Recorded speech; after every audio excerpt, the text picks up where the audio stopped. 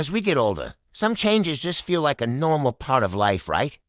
A little more forgetfulness, maybe taking a bit longer to find the right word. We often just shrug it off, thinking, oh, that's just me getting older. But what if I told you that some of these seemingly normal, everyday habits are actually quietly chipping away at our precious memories? It's not always about big, dramatic changes. Sometimes the most significant damage comes from the small, silent things we do every single day without even realizing their impact. In this video, we're going to uncover 7 of these surprising memory killers that many of us over 65 might be doing. Understanding them is the first step to protecting our minds for years to come. So let's dive in and find out what they are. Stay with us. Hey everyone, and welcome back to the channel. Today, we're starting a really important conversation. We're diving into a series about things that seem perfectly normal in our daily lives, especially after 65, but might be quietly affecting our memory. There are 7 key habits we'll explore, and today we're focusing on the very first one, which is a surprisingly powerful factor: skipping social interaction. Now, I know what you might be thinking. As we get older, life changes. Maybe friends have moved away, family is busy, or you just enjoy a quieter, more peaceful routine. It feels normal, even comfortable, to spend more time alone. You might find yourself turning down invitations or just not making the effort to reach out like you used to. It doesn't seem like a big deal, right? A quiet afternoon with a book or a TV show feels harmless, but here's the quiet truth sciences. Uncovering this isolation can be one of the most significant silent threats to our brain health. Let's break down why. Our brains are social organs. They are literally wired for connection. When we interact with other people, whether it's a lively chat with a friend, a debate with a family member, or even just a simple exchange with the cashier at the grocery, our brains are firing on all cylinders. Think about it. During a conversation, you have to listen, process what's being said, search your own memory for relevant information or stories, formulate a response, and then articulate your thoughts. It's a complex mental workout. This process engages multiple areas of the brain, including those vital for memory, language, and executive function. It's like taking your brain to the gym. When we withdraw from social life, we're essentially letting that gym membership expire. The parts of our brain that thrive on connection start to get less and less exercise. Neurological studies have shown something pretty startling. Prolonged social isolation can actually lead to a physical shrinking of key brain regions, including the hippocampus and the prefrontal cortex. The hippocampus is the memory center of your brain, the place where new memories are formed and stored. The prefrontal cortex is responsible for complex thinking and decision-making. When these areas shrink, it's no surprise that memory and cognitive function begin to decline. It's not just about the mechanics either. Social interaction provides emotional support and a sense of purpose. Feeling connected to others helps combat stress. And we know that chronic stress floods the brain with cortisol, a hormone that, in high doses over long periods, is toxic to brain cells, particularly in the memory centers. Good friends, loving family, and community involvement act as a natural buffer against this stress. They make us laugh, they let us vent, and they remind us that we matter. This emotional regulation is incredibly protective for our cognitive health. Without it, we're more vulnerable not only to memory issues, but also to feelings of loneliness and depression, which themselves are major risk factors for cognitive decline. So what can we do? The good news is, it's never too late to start re-engaging. It doesn't mean you have to become a social butterfly overnight. Start small. Maybe it's a weekly phone call to a relative, or joining a book club, a walking group, or a local community center. Volunteer for a cause you care about. Even simple, regular interactions, like chatting with your neighbors or striking up a conversation at the park, make a huge difference. Technology can be a great friend here. 2 video calls with grandkids or old friends can bridge physical distances and create that vital sense of connection. The goal is to intentionally weave social moments back into your weekly routine. Think of it as a non-negotiable appointment for your brain's health, just like taking medication or going for a walk. You are actively building and maintaining the neural pathways that support a sharp and vibrant memory. It's one of the most powerful and, dare I say, enjoyable things you can do for your long-term well-being. So let's make a pact to prioritize connection. In our next video, we'll be tackling the second silent memory killer on our list, and you won't want to miss it. Thanks for watching today. If you found this helpful, please give it a thumbs up, and don't forget to subscribe and hit the notification bell so you can follow along with the rest of this important series. Stay connected. And I'll see you next time. We've talked about the first silent memory killer, but let's dive into number 2, something so many of us struggle with. Poor sleep. It feels normal, right? Tossing and turning. Staring at the ceiling, watching the clock tick by 3 in the morning. For in the morning, we often just shrug it off as a part of getting older. But the truth is, this seemingly normal part of life is quietly waging a war on our memory. Think of your brain like a bustling city. During the day, it's incredibly busy thoughts, experiences, and information create all sorts of metabolic byproducts like trash piling up on city streets. Now, when you fall into a deep, restorative sleep, that's when the cleanup crew comes in. This is a real biological process. Your glymphatic system, your brain's unique waste disposal network, becomes 10 times more active during sleep. It works tirelessly, flushing out toxins like beta-amyloid plaques, which are famously linked to memory problems and cognitive decline. So when you're not sleeping well, what happens? The trash doesn't get taken out. Those harmful toxins accumulate night after night. Year after year, they start to clog up the neural pathways, interfere with communication between brain cells, and directly damage the very regions responsible for forming and retrieving memories. Like the hippocampus, it's not just about feeling tired or groggy the next day. It's about the long-term, cumulative damage that's happening inside your head. You might notice you're more forgetful, that names and details are harder to recall, or that you struggle to learn new things. That's not just a senior moment. It could be a direct consequence of your brain not getting the nightly cleanup it desperately needs. But here's the empowering part. You can take action. This isn't a life sentence. Improving your sleep hygiene can make a massive difference. First, create a sleep sanctuary. Your bedroom should be cool, dark, and quiet. Use blackout curtains, an eye mask, or a white noise machine if you need to. Banish the screens, the blue light from phones, tablets, and TVs tricks your brain into thinking it's still daytime, suppressing the production of melatonin, your natural sleep hormone. Try to establish a consistent sleep schedule, even on weekends. Going to bed and waking up at the same time helps regulate your body's internal clock. Develop a relaxing pre-sleep routine. This signals to your body and mind that it's time to wind down. Maybe it's a warm bath, reading a physical book under a dim light, gentle stretching, or listening to calming music. Avoid heavy meals, caffeine, and alcohol close to bedtime. While a drink might make you feel drowsy initially, it actually disrupts the quality of your sleep later in the night, preventing you from reaching those deep, restorative stages where the real memory cleansing magic happens. If you consistently struggle with sleep, it's so important to talk to a doctor. Underlying issues like sleep apnea, where your breathing repeatedly stops and starts, can be a major culprit. It starves your brain of oxygen and severely fragments your sleep. Restless leg syndrome, or even certain medications can also be to blame. A doctor can help you identify the root cause and find effective solutions, whether it's a lifestyle change, therapy, or medical treatment. Don't just accept poor sleep as your new normal. And it's one of the most powerful tools you have to protect your cognitive health for years to come. Prioritizing your sleep is prioritizing your memory. We've covered how poor sleep silently harms our memory. Next up, we'll be tackling number 3 on our list, another common habit that you won't want to miss. Make sure you're subscribed so you can catch that next video. Thanks for watching. Have you ever felt so stressed out that you just can't think straight?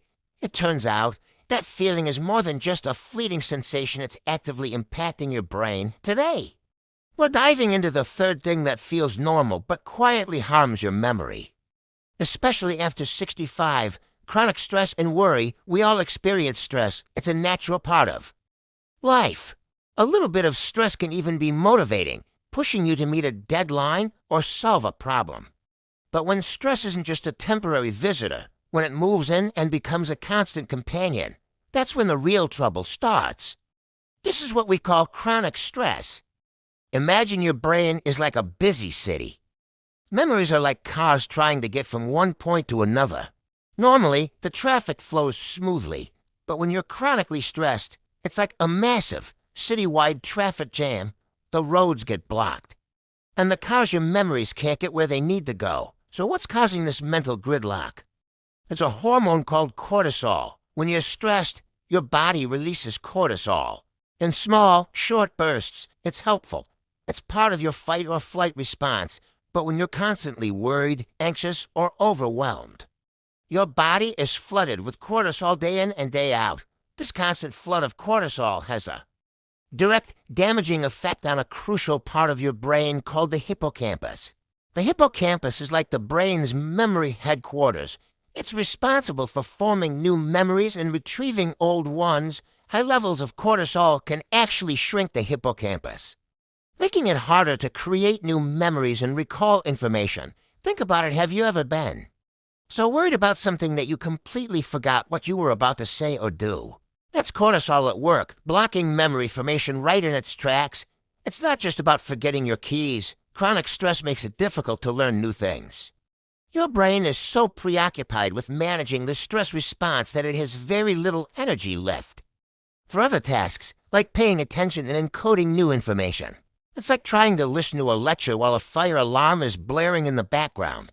You just can't focus, and it gets worse over time.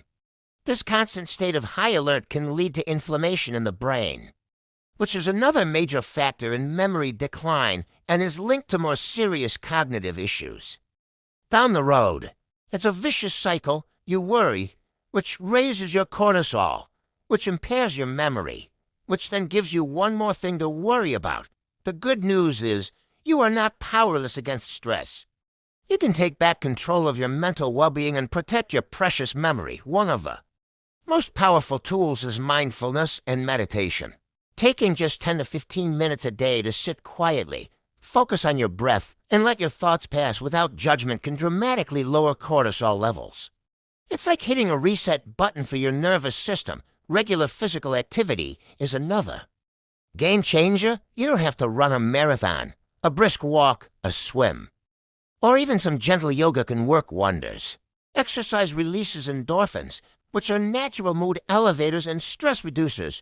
It also increases blood flow to the brain, nourishing it and helping it function better. Connecting with others is also incredibly important. Sharing your worries with a trusted friend, family member, or a therapist can provide immense relief. Sometimes, just saying things out loud can make them seem less overwhelming. Social connection helps reduce feelings of isolation, which is a major source of stress for many people. Don't forget about hobbies and activities that bring you joy. Whether it's gardening, painting, playing music, or reading a good book, engaging in activities you love helps shift your focus away from your worries and into a more positive, relaxed state. It's a form of active relaxation that's both enjoyable and beneficial for your brain. So, while chronic stress can feel like an unavoidable part of modern life, it doesn't have to be. By actively managing it, you're not just improving your mood, you're building a stronger, more resilient brain and protecting your memories for years to come. Thanks for watching. What are your favorite ways to de-stress? Let me know in the comments below. And don't forget to like and subscribe for more tips on keeping your mind sharp. See you in the next video. Welcome back to our series on the 7 surprising habits that can quietly harm your memory, especially after age 65. We've already covered the first 3, and if you missed those, be sure to check them out. Today, we're diving into number 4. A habit so common it is practically a daily ritual for millions, watching television for hours on end. Now, I get it. Kicking back on the couch after a long day and flipping through channels feels like the perfect way to unwind. It's relaxing, it's entertaining, and it feels completely harmless. But what if I told you that this seemingly innocent pastime could be one of the biggest silent culprits behind memory decline? It sounds dramatic, but the science behind it is quite compelling. Let's break it down. When you're watching TV, your brain is mostly in a passive state. You're receiving information, images, sounds, stories, but you're not actively engaging with it. Think about the difference between watching a cooking show and actually cooking a meal. When you cook, you're reading a recipe, measuring ingredients, managing time, and solving small problems.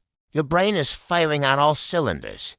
When you watch someone else cook on TV, your brain is just along for the ride. It's a one-way street of information with very little mental effort required from you. This passivity is the core of the problem.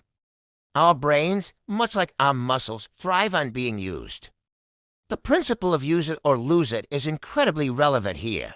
When we don't challenge our minds with activities that require active thinking, problem solving, or learning, the neural pathways that support cognitive functions like memory can start to weaken. It's like a muscle that isn't exercised over time.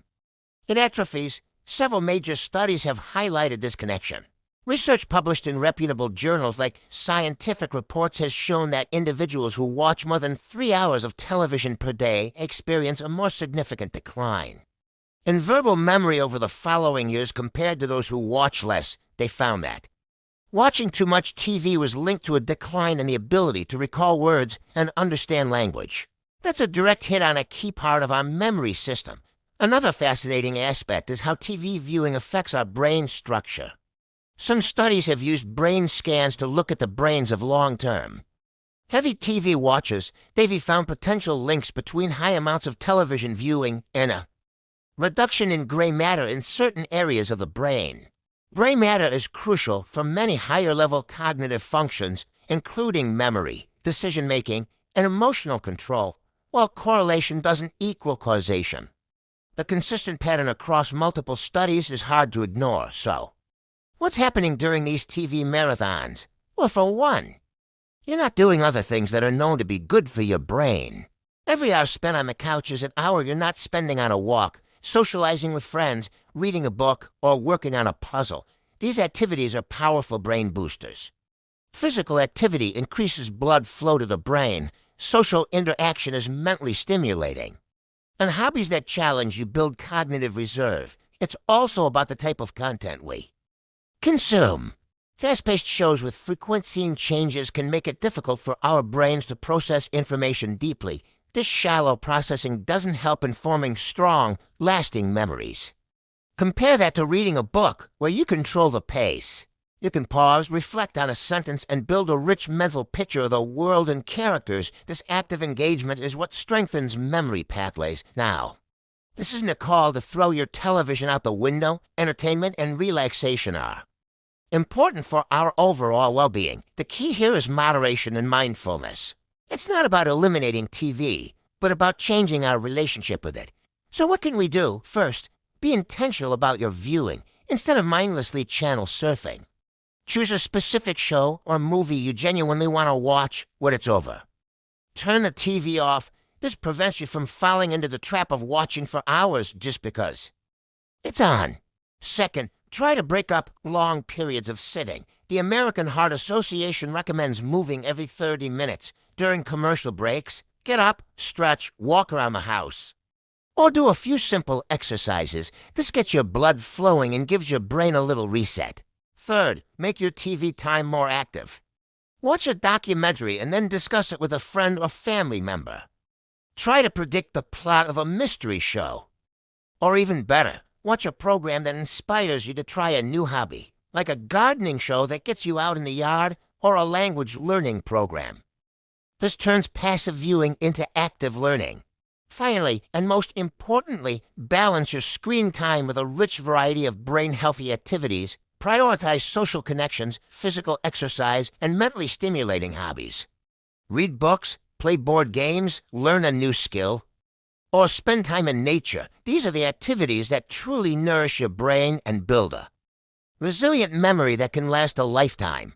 So next time you find yourself settling in for a long TV session, just take a moment to think, is this the best use of my time for my brain health? Making small, conscious changes to this everyday habit can make a huge difference in protecting your precious memories for years to come. Thanks for watching, and be sure to join us next time as we reveal number 5 in our series. Don't forget to like and subscribe so you won't miss it. See you then. Welcome back, everyone. We've been exploring the subtle habits that can surprisingly impact our memory, especially as we get older. We've already covered the first 4 culprits, and the response has been incredible. It's clear this topic resonates with so many of us today. We're diving into number 5, and it's something so fundamental, so seemingly simple, that it's often completely overlooked. I'm talking about poor hydration. Now, I know what you might be thinking. Hydration, really? That's the big secret? And you're right to be a little skeptical. We hear drink more water all the time, for everything from clear skin to weight loss. But when it comes to our brain health, especially for those of us over 65, it's not just advice, it's a critical component of cognitive function. Let's break down why this is so important and why it's a silent memory killer. First, let's understand the basics. Our brains are about 75% water. That's a huge percentage. Water is essential for delivering nutrients to the brain and for clearing out toxins. Think of it like the oil in your car's engine. Without enough clean oil, the engine gets sluggish, overheats, and eventually breaks down. Our brain is the same. When we're dehydrated, even mildly, the flow of nutrients and the removal of waste products slows down. This directly affects our brain cells' ability to communicate effectively with each other. Imagine. Your brain cells are trying to send important messages. Like remembering a name or where you put your keys. Dehydration creates static on the line. The signals become weaker, slower, and less reliable. This is why one of the very first symptoms of dehydration is often what we call brain fog. You might feel a bit fuzzy, find it hard to concentrate, or struggle with short-term memory tasks. You might chalk it up to a bad night of sleep or just having a senior moment, but it could very well be your brain crying out for water. Now here's something crucial to understand, especially for the over 65 crowd. Our bodies change as we age, and our sense of thirst is one of the things that can diminish when we were younger. Our bodies would send us strong, clear signals when we needed to drink. But as we get older, that internal thirst alarm can become less sensitive. You might actually be dehydrated without even feeling thirsty. This is a huge reason why seniors are particularly at risk for chronic, low-level dehydration furthermore. Other factors come into play, certain medications common in this age group. Like diuretics for blood pressure can increase fluid loss. Mobility issues might make it harder to get up and get a glass of water frequently, or sometimes. It's just a simple case of forgetting to drink throughout the day because we were busy with other things. All these factors create a perfect storm where dehydration can quietly and consistently chip away at our cognitive reserves. So what does the science say? Numerous studies have linked dehydration to a decline in cognitive performance. Research has shown that even a 1 to 2% drop in hydration can impair attention, memory, and other cognitive skills. Imagine what chronic, day in day out dehydration does. It's like trying to run a mental marathon with your shoes tied. Together, over time, this constant state of stress on the brain can contribute to more significant memory issues. It accelerates the wear and tear on our neural pathways. The good news is that this is one of the easiest memory killers to combat. It's completely within our control. So what can we do? The solution isn't just to chug a gallon of water before bed. It's about consistent, steady hydration throughout the day. First, make it a habit. Start your day with a large glass of water right when you wake up. This rehydrates you after a long night's sleep and kickstarts your brain and body. Second, don't wait until you're thirsty. Set reminders on your phone or use a special water bottle with time markings. Keep a water bottle with you at all times on your desk, by your favorite chair, in your car. Make it visible and accessible. Third, remember that hydration doesn't just come from plain water. Well, water is the best choice. You can also hydrate with other things. Herbal teas, clear broths, and even water-rich foods like cucumbers, celery, oranges, and watermelon can contribute to your daily fluid intake. A bowl of soup for lunch is not just comforting. It's hydrating. However, be mindful of sugary drinks, excessive caffeine, and alcohol, as these can actually have a dehydrating effect. Think of it as a proactive investment in your brain's future. Each sip of water is like depositing a small amount into your cognitive bank account. It's a simple, powerful action you can take right now to protect your memory and keep your mind sharp and clear for years to come. It's not a magic pill, but it is a foundational pillar of brain health that we simply cannot afford to ignore. So let's make a pact. Let's start paying attention to our hydration. Grab a glass of water right now as you're watching this. Let's toast to a sharper memory and a healthier brain. We've got the more silent memory killers to discuss in our next videos. So be sure you subscribe so you don't miss out. Thanks for watching, and stay hydrated. All right, let us dive into number 6 on our list of things that feel normal but can quietly harm your memory after 65. We've already covered the first 5, and if you missed those, be sure to check them out after this video. So what's the 6th habit? It's something most of us do every single day, often for hours on end, without a second thought. It's sitting too much. I know, it sounds so simple, right? How can something as harmless as sitting on your favorite couch or at your desk be a problem? Well, it turns out that a sedentary lifestyle is a silent enemy of your brain when you're sitting for long periods. Your body is in a state of inactivity. This isn't just about not burning calories.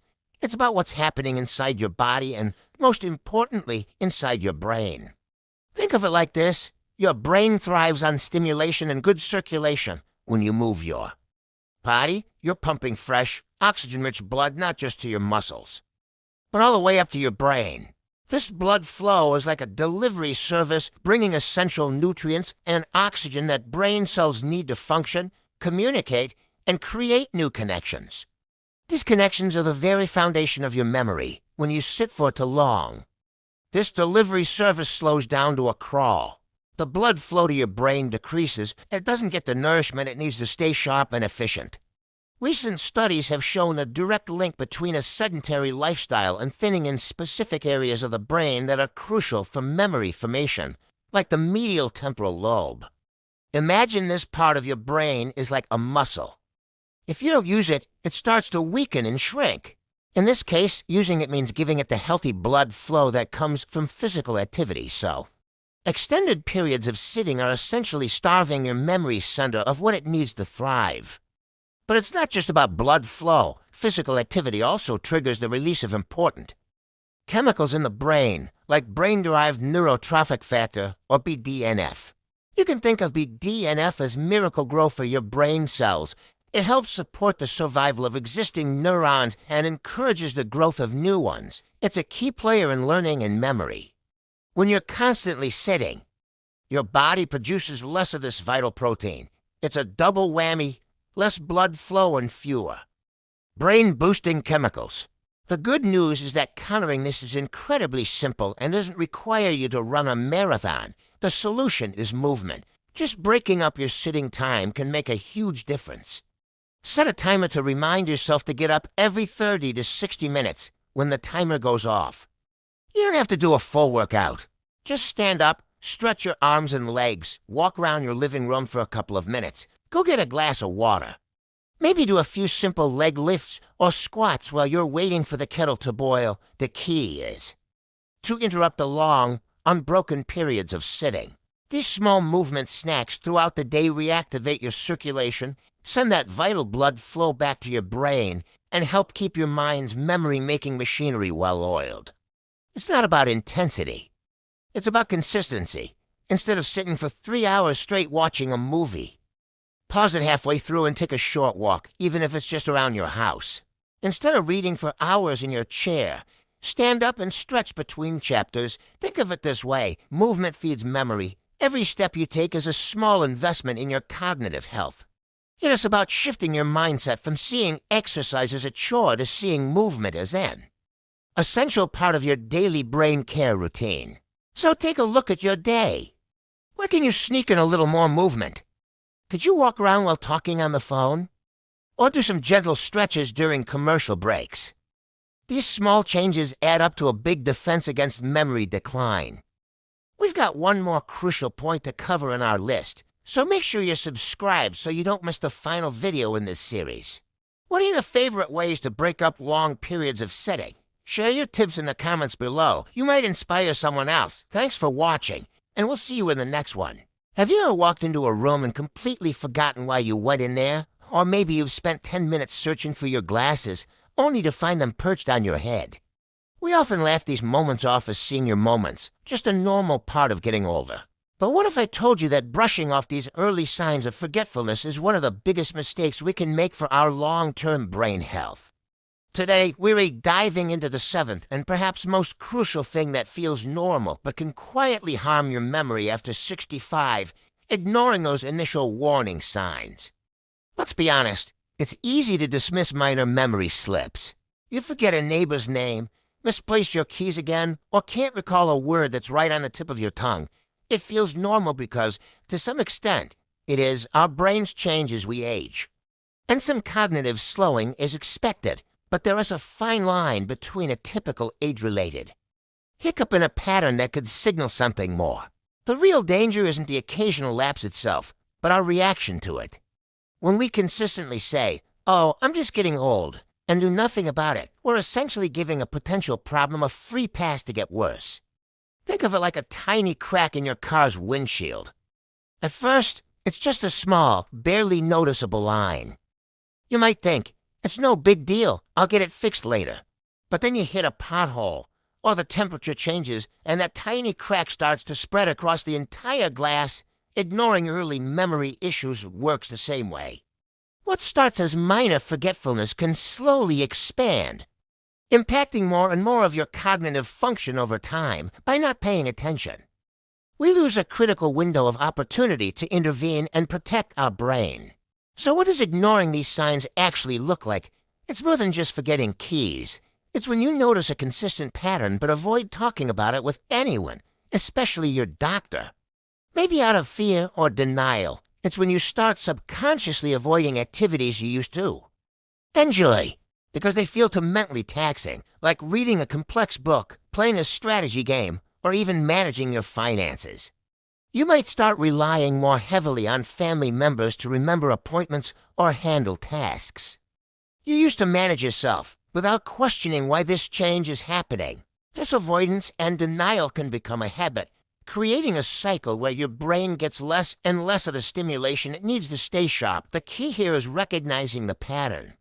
Forgetting one appointment is one thing. Forgetting several appointments over a few months and struggling to keep track of your schedule is another. This is when it's time to be proactive. Why is early action so important? Because many underlying causes of memory loss are treatable or manageable, especially when caught early. These issues can stem from things like vitamin deficiencies, thyroid problems, sleep apnea, medication side effects, or even stress and depression. You won't know unless you get checked. A simple conversation with your doctor can lead to tests that rule out or identify these reversible causes. Getting a proper diagnosis can lift a huge weight off your shoulders and put you on a path to treatment. Even if the changes are related to the very early stages of a condition like mild cognitive impairment or dementia, knowing early is powerful. It gives you the power to make lifestyle changes that have been scientifically proven to support brain health. We're talking about things like adjusting your diet, starting a new exercise routine, engaging in brain-stimulating activities, and improving your sleep quality. These aren't just small tweaks. They are your most powerful weapons in the fight to preserve your memory. Acting early means you can build up your brain's resilience, slowing down potential decline and maintaining your independence for as long as possible. Don't let fear or denial hold you back. Your memory is one of your most precious assets. It holds your stories, your relationships, and your identity. Treating it with care starts with paying attention. So, the next time you have a senior moment, instead of just brushing it aside, take a mental note. If it becomes a pattern, see it as a signal, a call to action to protect your brain. Remember, taking control of your cognitive health is one of the most empowering things you can do. It's not about being afraid of getting older. It's about aging intelligently and with vitality. If you found this helpful, please give this video a thumbs up and subscribe for more tips on living your best life after 65. Thanks for watching, and take care.